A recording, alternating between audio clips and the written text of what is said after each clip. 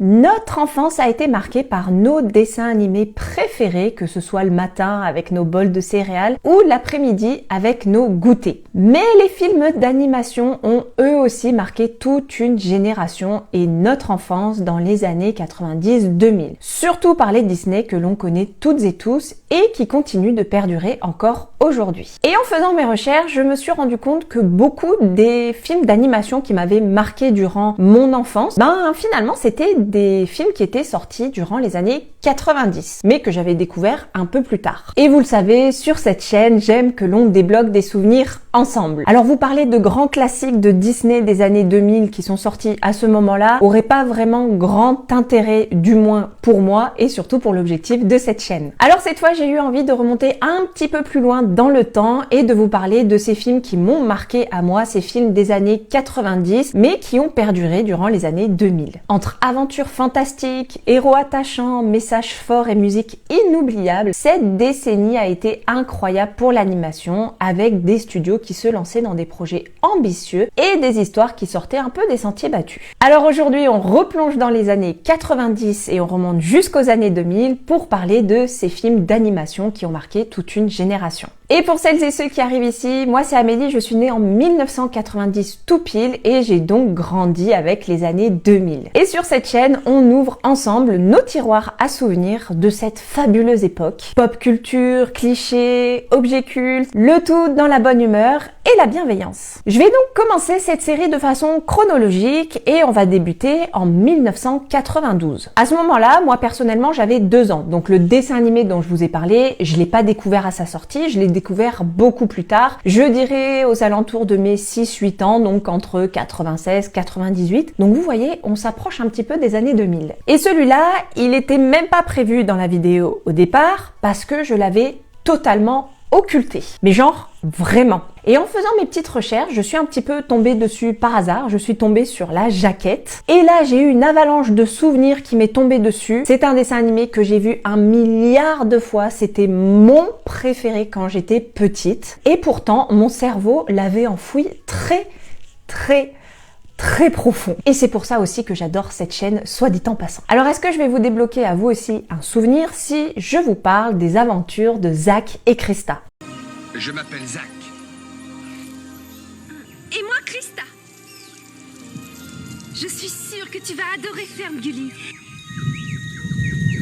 Sorti en 1992, ce film d'animation réalisé par Bill Kroyer et distribué par la 20th Century Fox, une adaptation des romans Ferngully de Diana Young, un mélange de magie, d'aventure et surtout un sujet qui n'était pas autant mis en avant qu'aujourd'hui, l'écologie. Le film, il aborde tout simplement la déforestation, la destruction de la nature, un thème qui est très actuel aujourd'hui. Côté histoire, du point de vue animation pure et dure, nous sommes dans la forêt tropicale magique de Ferngully, où vit un peuple de fées qui connaît tout de la nature. Mais un peuple qui ne connaît pas les humains et pense tout simplement qu'ils ont disparu. Et parmi ces fées, il y a Krista, une jeune fée curieuse et intrépide qui apprend la magie des plantes et l'histoire de son peuple. Un jour, elle grimpe jusqu'à la montagne du danger et elle y découvre Zach, un humain. Zach, lui, il est bûcheron et il fait partie d'une équipe qui est chargée de déforester la forêt. Et Krista, pour sauver la vie de Zach, elle va le réduire à la taille d'une fée.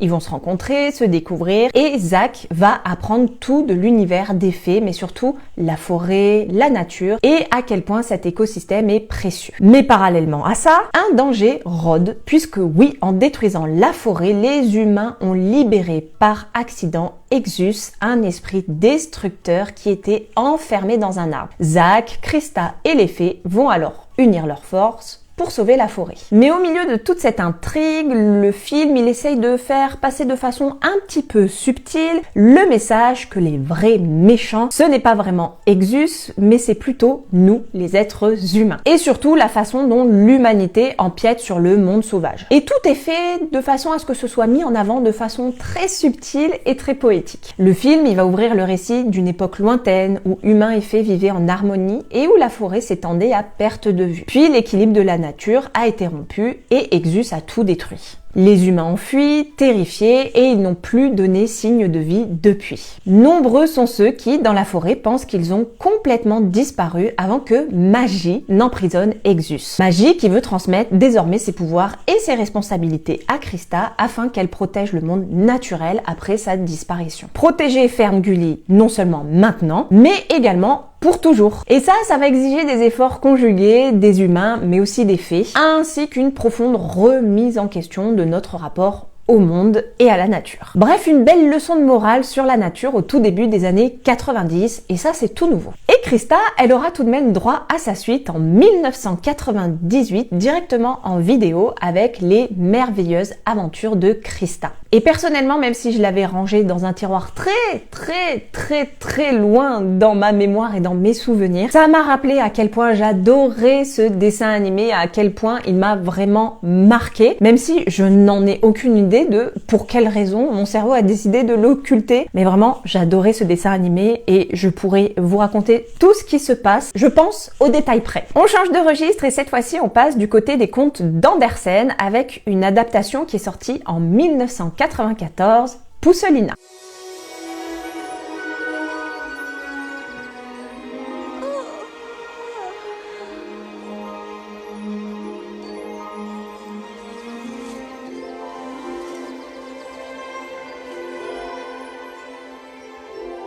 Bonjour, maman.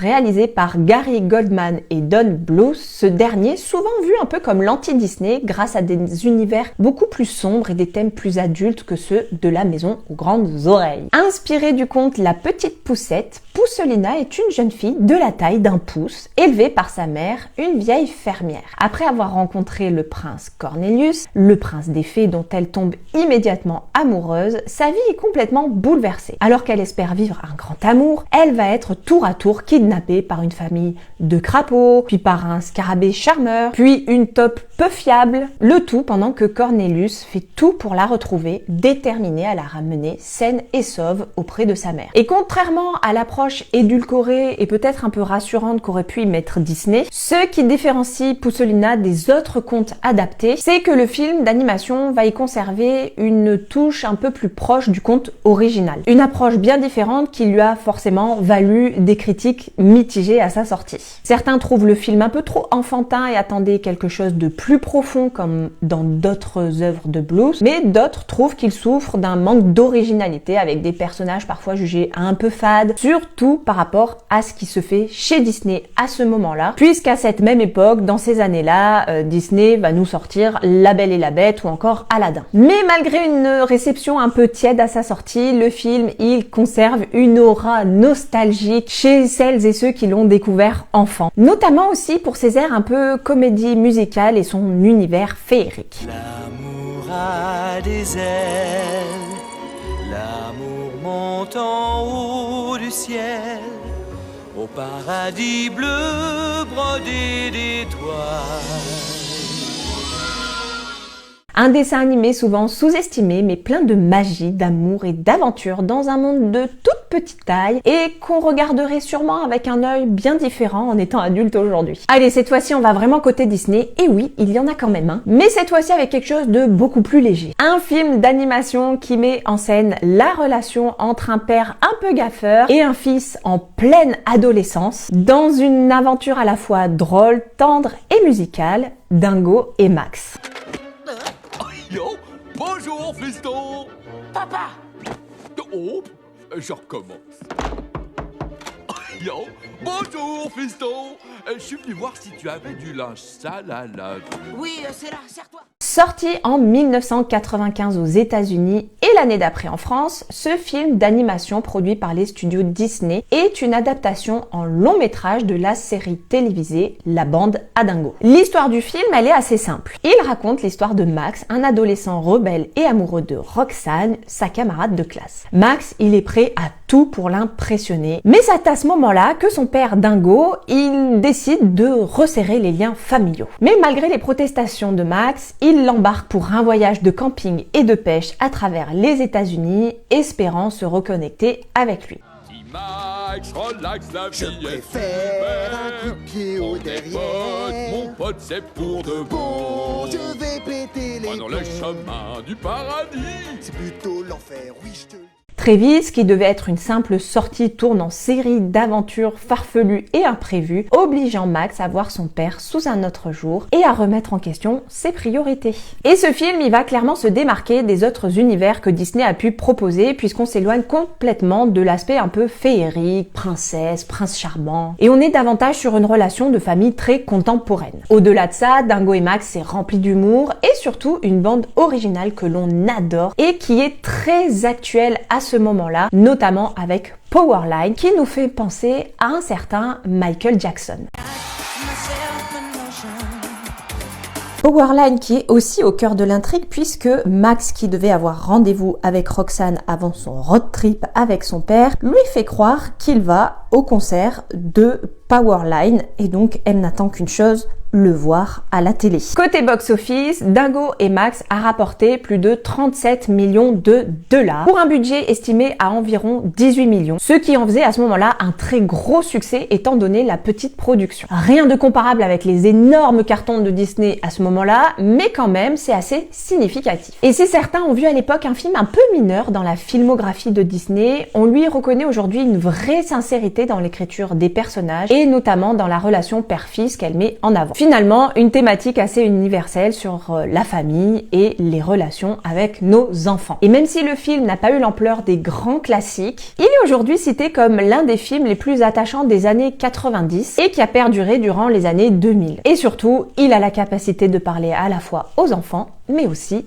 aux parents. On se rapproche petit à petit des années 2000 avec ce chef-d'œuvre, mais vraiment un chef-d'œuvre que l'on classe souvent à tort comme un Disney alors qu'il n'en est pas. Je vous parle bien entendu d'Anastasia, un film d'animation qui mêle aventure, romance et une pincée d'histoire remixée qui raconte une version un peu romancée et magique de la légende de la princesse russe Anastasia Romanov. Et on y retrouve d'ailleurs à la réalisation Don Bluth et Gary Goldman. Vous savez, on en a parlé juste avant avec Pousselina. Sorti en 1997 aux États-Unis puis l'année d'après en France, le film produit par la Fox Animation Studio, on va y suivre l'histoire d'Anastasia. On est en Russie en 1916 à Saint-Pétersbourg et lors d'une grande fête, Raspoutine s'invite et lance une malédiction sur la famille Romanov. Elle est ensuite attaquée au palais, il tente de s'enfuir et Anastasia se rend compte qu'elle a oublié la boîte à musique que lui avait offert sa grand-mère. Elle revient sur ses pas pour tenter de la récupérer. Elles finissent par réussir à s'enfuir, mais la jeune fille et sa grand-mère sont séparées. Des années plus tard, Anastasia, elle est devenue orpheline, elle est prénommée Anya et elle vit sans se souvenir de son passé. Elle ne sait pas qui elle est. Parallèlement à cela, on a deux escrocs, Dimitri et Vladimir. Ils découvrent qu'une rumeur circule selon laquelle la grande duchesse serait encore en vie. Ils font donc passer des castings pour trouver l'actrice parfaite pour jouer Anastasia et obtenir la récompense promise par l'impératrice, la grand-mère d'Anastasia. Il tombe alors par hasard sur Anya et la ressemblance est tellement frappante qu'il l'emmène à Paris pour rencontrer l'impératrice. Et là, le plan,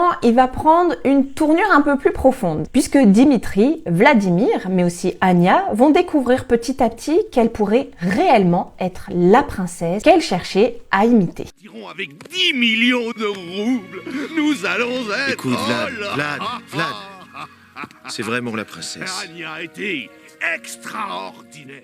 Et à cela, vous ajoutez Raspoutine, qui est représenté dans le film comme un sorcier immortel et machiavélique cherchant à éliminer Anastasia pour de bon. Cette figure antagoniste très différente du personnage historique réel et utilisée pour ajouter une petite dose de fantastique et d'aventure à l'histoire. Bref, une histoire un peu édulcorée de la véritable histoire de notre chère Anastasia, bien que le film s'appuie sur la théorie selon laquelle Anastasia avait vraiment survécu. Côté histoire avec un grand H, on y retrouve d'ailleurs quelques allusions, quelques clins d'œil. On y voit notamment Joséphine Baker, Claude Monet, mais aussi des clins d'œil directement à la vraie princesse Anastasia. et dès sa sortie, Anastasia a connu un succès commercial phénoménal. Avec un budget d'environ 53 millions de dollars, le film en a rapporté près de 140 millions, ce qui en fait l'un des plus gros succès financiers de la Fox Animation. Et il a même été très bien accueilli par la critique qui a salué la qualité de l'animation, la bande-son et les performances vocales, et beaucoup ont comparé son style à celui des films Disney. D'où la comparaison et parfois même la confusion. Ce film d'animation, il est souvent considéré comme le premier grand succès d'un studio d'animation hors Disney depuis plusieurs années, marquant un nouveau concurrent dans le domaine des dessins animés de qualité. Un succès tel que Anastasia a été nommée 2 fois aux Oscars, notamment pour la meilleure chanson originale et la meilleure musique de film, ce qui souligne l'impact de sa bande-son que l'on adore et que l'on connaît toutes et tous par cœur. Les images me reviennent comme un souvenir tendre, une ancienne ritournelle, autrefois en décembre. Et notamment la sublime chanson Loin du froid de décembre, qui est d'ailleurs interprétée par Hélène Ségara dans le générique de fin. D'ailleurs, en parlant de voix française, le succès d'Anastasia en France est également dû à une VF qui est incroyable. Elle est portée par de grands noms du doublage, comme par exemple Emmanuel Curtil dans le rôle de Dimitri. Emmanuel Curtil qu'on connaît également pour être notre chandeleur officiel dans la série Friends. Ou encore Richard Darbois dans le rôle de Rasputin, une voix reconnaissable entre toutes. Si seulement je n'avais pas égaré le présent que m'avaient offert les forces du mal, la clé secrète de mes pouvoirs.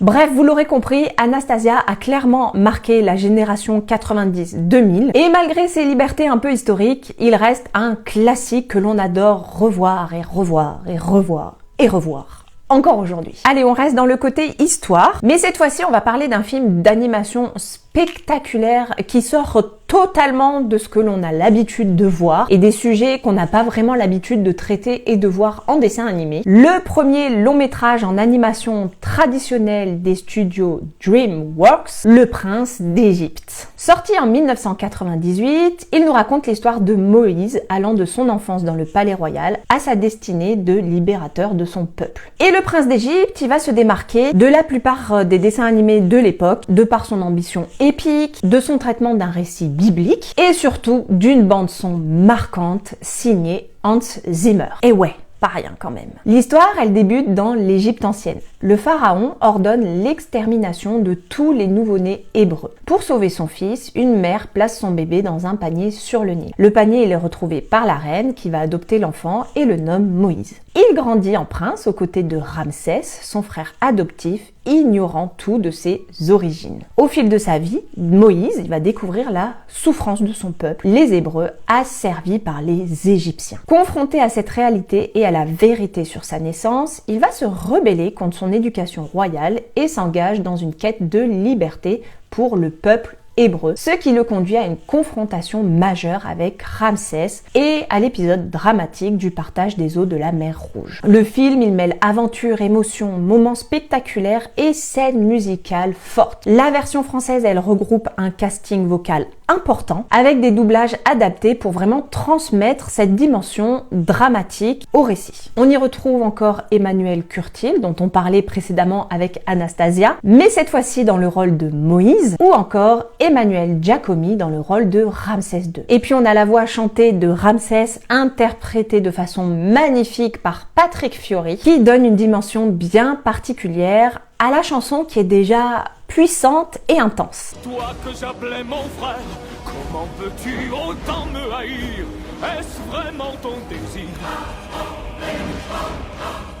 À sa sortie, Le Prince d'Égypte y rencontre un très beau succès. Avec un budget estimé à environ 70 millions de dollars, il en a rapporté plus de 218 millions. Ce qui en faisait à l'époque le film d'animation non Disney le plus rentable. Côté critique, Le Prince d'Égypte apparaît encore aujourd'hui comme un film mémorable porté par des thèmes universels comme la liberté, la foi, le courage et le sacrifice. Un dessin animé ambitieux qui, tout en racontant une histoire vieille de milliers d'années, a su toucher un public moderne grâce à son animation impressionnante, sa musique mémorable et un récit universel. On va terminer avec un film d'animation sorti en 1999 que j'ai adoré et qui m'a fait pleurer à chaudes larmes encore aujourd'hui. Un film d'animation qui mêle science-fiction, émotion, mais aussi réflexion et qui est réalisé par Brad Bird. Oui, celui qui est derrière Les Indestructibles, encore Ratatouille. Je vous parle évidemment du Géant de fer.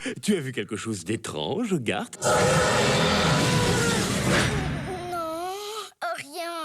Rien d'étrange, je vous assure. Adaptation libre du roman de Ted Hughes, Le Géant de fer sort en 1999 et il est produit par Warner Bros. En 1957, en pleine guerre froide à Rockwell, une petite ville du Maine, le jeune Hogarth découvre dans la forêt un gigantesque robot venu de l'espace. Il le sauve d'une électrocution et se lie d'amitié avec lui. Curieux et pacifique, le géant apprend le monde à travers Hogarth qui lui transmet des valeurs humaines et le modèle du héros Superman. Mais le robot, il va attirer l'attention du gouvernement. L'agent Kent Mensley enquête et pousse l'armée à intervenir, persuadé que le géant représente une menace. Et malgré les tentatives d'Hogarth, de sa mère Annie et de Dean McCoppin pour protéger le robot, une confrontation éclate. À la suite d'un malentendu, le géant active son mode défensif et devient une arme destructrice. Mensley, pris de paranoïa, déclenche le lancement d'un missile nucléaire vers Rockwell. Il ne reste plus qu'au robot à choisir qui il veut être, une arme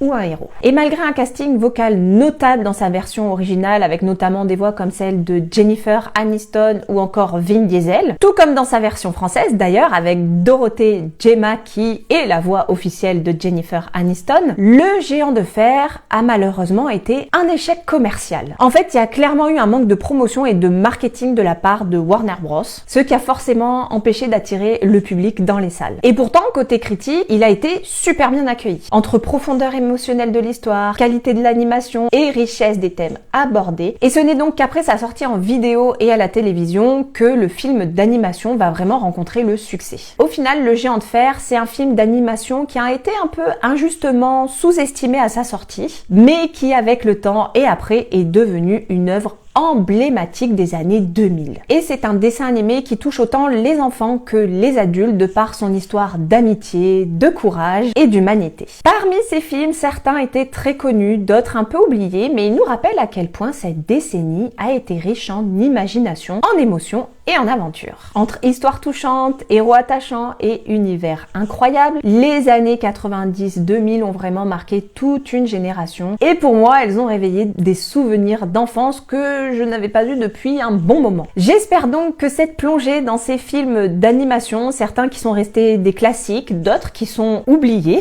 vous aura plu et vous aura peut-être permis, comme à moi, de replonger dans certains souvenirs d'enfance. Et évidemment, comme je le dis à chaque vidéo, je vous parle de mes souvenirs à moi, je vous parle de choses que je connais, que j'ai vues, mais la liste n'est évidemment pas exhaustive. Mais en tout cas, si cette vidéo vous a donné envie de redécouvrir ou de découvrir pour la première fois certains de ces films d'animation, n'hésitez pas à me dire lesquels en commentaire, et puis n'hésitez pas à me dire vous, quels sont les films d'animation qui vous ont marqué vraiment entre les années 90 et les années 2000, que ce soit des films d'animation très connus ou peu connus, peut-être que ça va me débloquer de nouveaux souvenirs. Et bien sûr, n'hésitez pas à liker la vidéo, à vous abonner pour soutenir la chaîne, et on se retrouve dans une prochaine vidéo pour débloquer de nouveaux souvenirs ensemble de nos années 2000. Ciao!